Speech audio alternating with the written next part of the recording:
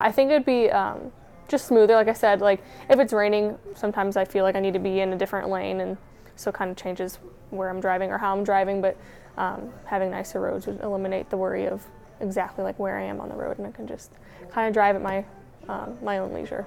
And that smooth ride will come when construction begins to resurface Lincoln Avenue.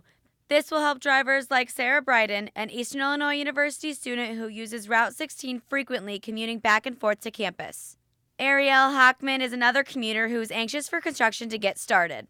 I'm actually really excited about it because I've been going to school here for 3 years, and there's a lot of like potholes and stuff, so I'm always worried that like my car is gonna break or something as I'm driving. Another worry for drivers is the detour. Daly Robinson says she commutes to work in Charleston from Casey, and the construction could slow her down.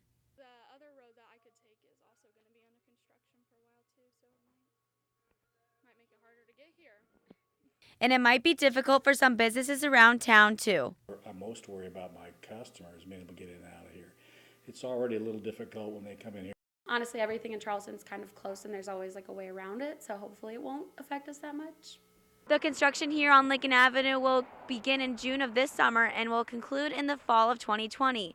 In Charleston, I'm Bailey Taylor for WEIU Newswatch.